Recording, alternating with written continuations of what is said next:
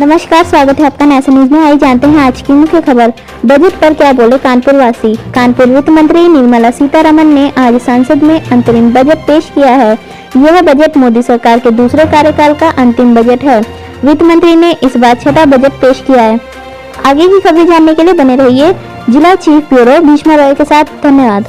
MSME क्षेत्र के लिए या किसी भी उद्योग के लिए बजट में चूंकि इंटरिम बजट है, कोई ना निगेटिव है ना पॉजिटिव है, लेकिन फिर भी उम्मीद तो नहीं थी, लेकिन हम लोग अपेक्षाएं कर रहे थे, विशेषकर एमएसएमई उद्योग, क्योंकि देश का 90% से ज़्यादा उद्योग जो है एमएसएमई को ही से ही आता है।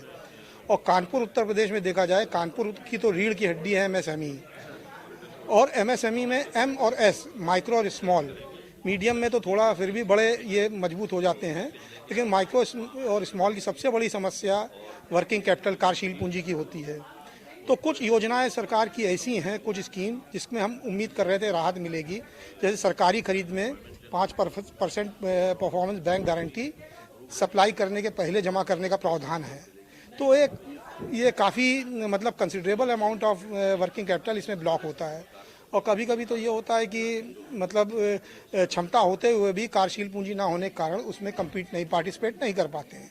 और जैसे जेम पोर्टल एक अच्छी स्कीम है, लेकिन 20 लाख से ऊपर के जो ऑर्डर्स होते हैं उसमें भी ऑर्डर इशू होते ही उसमें इसका स्लैब है, उसकी एक फ़ीस जमा करनी पड़ती है, और वो भी काफ़ी अच्छी कंसिडरेबल ज़्यादा होती है। तो ये वर्किंग कैपिटल ब्लॉक करती है। हम उम्मीद कर रहे थे कि इसमें कुछ राहत मिलेगी, लेकिन इसमें राहत नहीं मिली। उम्मीद करते हैं कि जो संपूर्ण बजट आएगा इसमें कुछ राहत मिलेगी। और दूसरी चीज़, जो लेबर लॉज हैं, लेबर लॉज को रिफाइनमेंट करने की बहुत ज़्यादा ज़रूरत है। अगर लेबर की छूट दे दें, 50 तक के हमारी उम्मीद ये थी, 50 जिसके यहाँ एम्प्लॉय हैं उनको लेबर लॉज से छूट दे दी जाए तो एम्प्लॉयमेंट जनरेशन इससे कम नहीं होगा बल्कि बढ़ेगा। क्योंकि जब लेबर लॉज इम्प्लीमेंट होते हैं किसी इंडस्ट्री के, उसके बहुत सारे कानून इम्प्लीमेंट हो जाते हैं जिसका सामना छोटी जो एमएसएमई उद्योग नहीं कर पाता है। तो मेरा ये है, तो कोई इसमें विशेष कोई राहत या कोई निगेटिव कोई ऐसी बात नहीं कही गई है।